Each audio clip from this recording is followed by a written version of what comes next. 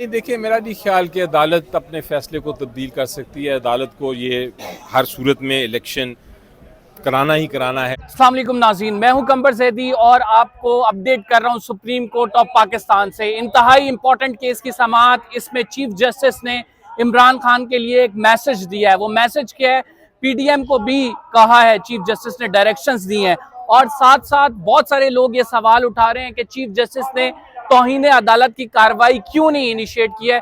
ये हम आपको बताएंगे। सुप्रीम कोर्ट में राइट नाउ आप एटमॉस्फेयर देख रहे हैं, मेरे पीछे आपको लोग प्रोटेस्ट करते हुए नजर आ रहे हैं। कुछ लोगों का ये ख्याल है कि मौलाना फजलुर रहमान के इस धरने की वजह से सुप्रीम कोर्ट प्रेशर में आई है, लेकिन असल में बात क्या है, समाअत के अंदर क्या कुछ हुआ है, ये तमाम चीजें हम आपको इस व्लॉग में एक्सप्लेन करने लगे। आपने सब्सक्राइब नहीं किया, सब्सक्राइब जरूर कर लें। नाज़रीन, इस समाअत का आगाज हुआ तो अली जफर साहब जो कि पीटीआई के वकील हैं, वो रोस्टम पे आए और उन्होंने जो है चीफ जस्टिस से अपील की। उन्होंने चीफ जस्टिस से कहा कि 90 दिन का टाइम पीरियड गुजर गया है, आपकी जजमेंट थी 14 मई को इलेक्शंस नहीं हो चुके हैं, तकरीबन 55% आबादी जो कि 12 करोड़ बनती है उसकी कोई रिप्रेजेंटेशन नहीं है, जो कि केयर टेकर सेटअप है वो गैर कानूनी तौर पर चलाया जा रहा है और आपने जो जजमेंट दी थी उस पर इम्प्लीमेंट ना करके हुकूमत ने कॉन्स्टिट्यूशन को मर्डर्ड किया है, यानी आइन का कत्ल किया है। इस पर चीफ जस्टिस ऑफ पाकिस्तान की जानिब से मार्क्स आए। चीफ जस्टिस ने कहा कि it is very disturbing to see the images, properties has been destroyed. उन्होंने कहा कि institution has been challenged and ridiculed and court can not keep its eyes shut. और उन्होंने कहा कि हम जो है कंट्रीब्यूट करेंगे टूवर्ड्स पीस, यानी चीफ जस्टिस ऑफ पाकिस्तान ने कहा कि आप मुज़ाकरात की जानिब दोबारा आए, दोनों फरीकैन, और मुज़ाकरात को रिज्यूम करें। इस पर अली जफर साहब ने कहा, आगे से अली जफर साहब ने कहा, it's not the question of choice. ये चीफ जस्टिस साहब आपकी मर्जी की बात नहीं है, it's the question of constitution, it's the duty that is bound by the constitution. यानी आइन में ये जिम्मेदारी है कि इलेक्शन होने चाहिए और आइन में रोन डाला आइन को हुकूमत ने। जिस पर चीफ जस्टिस ने कहा कि अगर ऐसे हालात में इलेक्शंस कराए जाते हैं, एक्सट्रीम पोलराइजेशन है, हमने सिर्फ आइन को नहीं देखना, ऐसे हालात में इलेक्शंस के बाद रिजल्ट्स कौन मानेगा। इतनी पोलराइजेशन में इलेक्शंस के जब रिजल्ट नहीं माने जाएंगे तो वो इंतखाबात का मकसद क्या है, तो हमने ये तमाम चीजें भी देखनी है। फिर उसके बाद उन्होंने इंपॉर्टेंट बात जो की, उन्होंने कहा कि जब 90 दिन की वॉयलेशन हुई थी तो हमने देखा कि एक फरीक जो है उसने कानून की और आइन की पासदारी नहीं की, लेकिन एज ऑफ नाउ अगर अभी के हालात देखें तो दोनों फरीकैन जो है वो कानून की पासदारी नहीं करते नजर आ रहे। जस्टिस ऑफ पाकिस्तान ने ये भी कहा कि हमें जो है तमाम लोगों को इस सूरत हाल को डिफ्यूज करने में अपना किरदार अदा करना होगा। अटॉर्नी जनरल ऑफ पाकिस्तान फिर रोस्टम पे आए। अटॉर्नी जनरल से पूछा गया कि मुज़ाकरात में क्या हुआ, उन्होंने मुज़ाकरात की अपडेट बताई थी। अटॉर्नी जनरल ने कहा कि हम अभी भी तैयार हैं, लेकिन अली जफर साहब ने कहा कि हमारा तारीख के मामले पर जो है कोई भी कंसेंसस नहीं डेवलप हो पाया। अली जफर साहब से जब मेरी बात हुई तो उन्होंने कहा कि हम मुज़ाकरात के हवाले से हम क़यादत से बात करेंगे और उसके बाद फिर हम बता सकेंगे। कोर्ट रिलेक्टेंट क्यों नजर आई? कोर्ट रिलेक्टेंट इस वजह से नजर आई, कोर्ट कहती है कि इस माहौल में हम कोई भी तौहीन अदालत की तरफ या किसी भी तरफ बढ़ना नहीं चाहते। अली जफर साहब ने कहा कि इस केस को कल समाअत के लिए मुकर्रर कर दें, लेकिन कोर्ट ने उनकी इस्तदा नहीं सुनी और इस केस को अगले हफ्ते के लिए मुकर्रर कर दिया। कोर्ट ने पूछा इलेक्शन कमीशन से कि आप कितना टाइम लेंगे रिव्यू पेटिशन में दलाइल देने के लिए, तो उन्होंने कहा कि हम 2 घंटे लेंगे। अदालत ने कहा कि ये जो अहम रिमार्क्स हैं कि अदालत मैकेनिकली नहीं चलती, अदालत जो है कंडक्ट को देखती हैं और अदालत उसी को रिलीफ देती है जिसका हाई मोरल ग्राउंड है। यानी चीफ जस्टिस के कहने का मकसद ये था कि अगर तहरीके इंसाफ रिलीफ चाहती है तो इस मुल्क में अमन को कायम करना होगा। और जब उन्होंने कहा कि एक बड़ी ब्यूटीफुल जजमेंट है कि लॉ तभी ऑपरेट करता है जब मुल्क में अमन हो। अभी मईशत का पहिया जाम है और अभी हम देख रहे हैं अफरा तफरी की तरफ हालात जा रहे हैं। अगर इन हालात में इलेक्शंस होते तो उनके रिजल्ट्स कौन एक्सेप्ट करता? चीफ जस्टिस ने इस बात पर इनसार किया। अली जफर साहब की जानिब से, जो कि पीटीआई के वकील हैं, बार बार ये कहा गया कि हमने सिर्फ आइन और कानून को देखना है, मैं सियासी दलाइल नहीं दूंगा, मैं कानूनी दलाइल पे अपने आप को मरकूज रखूंगा। तो अदालत ने कहा कि अदालत इस टाइम सिर्फ आइन को नहीं देख रही, इस टाइम अदालत कंडक्ट को भी देख रही है और हम उसी को रिलीफ देंगे जिसका कंडक्ट हमें बेहतर नजर आएगा।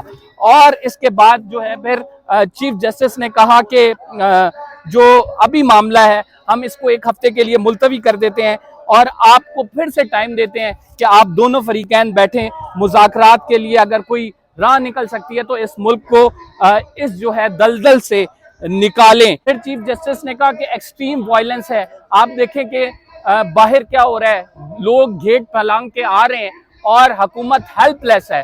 ये तमाम रिमार्क्स चीफ जस्टिस की जानिब से दिए गए और चीफ जस्टिस ने आज की प्रोसीडिंग में फोकस इस बात पे किया कि अगर आपको रिलीफ चाहिए तो आप लोग अपने कंडक्ट को बेहतर करें और जिसका हाई मोरल ग्राउंड होगा, जिसका कंडक्ट बेहतर होगा और कानूनी मामले पर वो पूरा उतर रहा होगा तो हम उसको रिलीफ देंगे। ओवरऑल क्या अगर इंप्रेशन इससे ड्राइव करें तो सुप्रीम कोर्ट ऑफ पाकिस्तान ने ये नहीं कहा कि वो अपनी जजमेंट पे इम्प्लीमेंट नहीं कराएंगे। सुप्रीम कोर्ट ने कहा कि हमारी जजमेंट अभी भी मौजूद है। हमने ये देखा है कि 90 दिन के अंदर इंतखाबात नहीं हुए, हम उस बात को भूले नहीं हैं, लेकिन हम इस मुल्क का जो माहौल है उस हवाले से तशवीश का इजहार कर रहे हैं और इस मुल्क का माहौल बेहतर होगा। 1 हफ्ते बाद ऑपरेट करेंगे और उसके बाद देखेंगे कि मामला किधर जाता है। तो शहबाज शरीफ साहब पे जो तौहीन अदालत की तलवार लटक रही थी दैट इज स्टिल देयर, लेकिन कोर्ट ने इस तमाम मामले को डिफ्यूज करने के लिए पीटीआई को हदायत ये की है कि आप मामले को अमन की तरफ लाएं, एक मुज़ाकरात का मौका और दिया है और बड़े टेक्निकली इस मामले को डिफ्यूज करने की कोशिश की है 1 हफ्ते तक। 1 हफ्ते में क्या हालात बनते हैं ये हमें आगे पता लगेगा। इससे 2 चीजें सामने आती हैं, क्या चीफ जस्टिस इस मामले को डिले करके 8 अक्टूबर वाले मामले तक ही पहुंच जाएंगे या फिर चीफ जस्टिस अपनी जजमेंट पे इम्प्लीमेंट कराने के लिए वजीर आजम को इस अदालत के कटहरे में लाएंगे। ये एक बहुत बड़ा सवाल है, इस पर हम अपनी राय जरूर देंगे आपको अगले व्लॉग में। फिलहाल कंबर ज़ैदी को सुप्रीम कोर्ट ऑफ पाकिस्तान से इजाजत दीजिए। अल्लाह निगहबान। तमाम पार्टीज को नोटिस हो गए हैं, अगले हफ्ते ये समाअत के लिए दोबारा मुकर्रर होगा। अस्सलाम वालेकुम नाज़रीन, हमारे साथ तहरीक इंसाफ के वकील अली ज़फ़र साहब मौजूद हैं। अली ज़फ़र साहब से जानेंगे। सर मुझे बताएं, आज कोर्ट ने एक बड़ी इंपॉर्टेंट बात की है और कोर्ट ने कहा है कि जब 90 दिन की मुखालफत हुई थी उसमें तो एक फ़रीक गलती पे था, लेकिन आज के हालात देखें तो हमें दोनों फ़रीक़ैन गलती पे नज़र आ रहे हैं जिन्होंने कानून की पासदारी नहीं की। How do you see these remark? जी, मेरा ख्याल है चीफ जस्टिस साहब का रिमार्क इस तरह था, वो शायद उनका एक हिंट थी कि जो कुछ हुआ, जो तोड़ फोड़ हुई उसकी ज़िम्मेदार पीटीआई है या कुछ हद तक पीटीआई की लीडरशिप है। ये उन्होंने कोई फ़ैसला नहीं किया, उन्होंने अपनी राय का इजहार किया था। लेकिन मैं समझता हूँ कि सबसे पहले देखना ये है कि जो तोड़ फोड़ हुई, जो कि मेरा ख्याल है मैं तो कम से कम कंडेम करता हूँ उसको ज़ाती तौर पे, ये तोड़ फोड़ हुई उसका ज़िम्मेदार कौन है। क्या वो लोगों ने अज़ खुद बाहर निकल के शुरू कर दिया क्योंकि उनको एक गुस्सा चढ़ा जब उन्होंने देखा कि उनके जो लीडर्स हैं वो अरेस्ट हो रहे हैं? क्या ये कंस्पिरेसी के तहत हुआ? क्या ये कोई और मुलव्विस है इसमें? क्या ये जानबूझ के पीटीआई को ब्लेम करने के लिए किया गया? इसकी इन्वेस्टिगेशन के बाद फैसला हो सकता है कि कौन किस लिए कौन ज़िम्मेदार है इस चीज़ का। इसलिए मैं समझता हूँ कि जहाँ तक ऑब्जर्वेशन है चीफ जस्टिस साहब की, उनका कहने का मकसद ये था, बॉटम लाइन जो मैं समझा हूँ, उन्होंने कहा है कि आप सारा कुछ पीसफुल रखें, पुरअमन रखें, डायलॉग की कोशिश करें, हम अपना कानूनी काम करेंगे, आइनी काम करेंगे, आप लोग जो हैं आप अपना सियासी काम करें। तो आप डायलॉग की कोशिश करेंगे?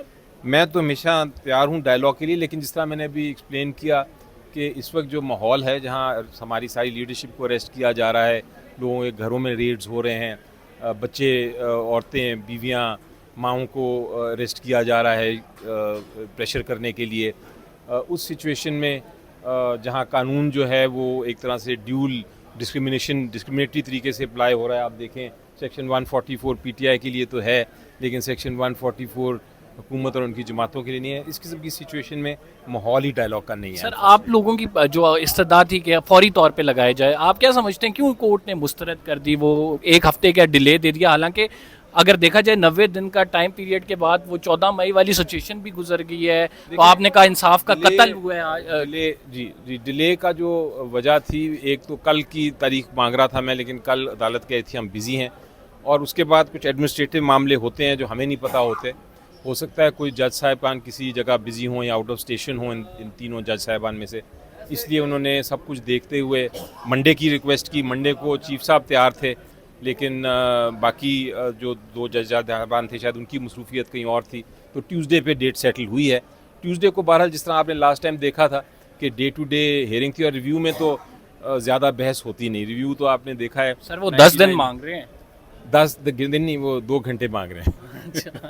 अच्छा, ये मामला अगर डिले होता है ज़्यादा तो आप क्या समझते हैं, ये तो फिर वहीं आ जाएगा 8 अक्टूबर को इलेक्शन होंगे, वैसे ही अगस्त में असम्बली खत्म हो रही है।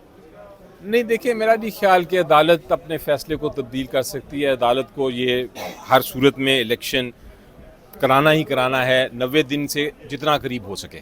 ठीक है, thank you very much. Ali Zafar साहब हमारे साथ मौजूद थे, अपनी राय का इजहार कर रहे थे। उन्होंने कहा कि अदालत को इलेक्शन कराना ही कराना है, जितना जो है वो जल्दी हो सके।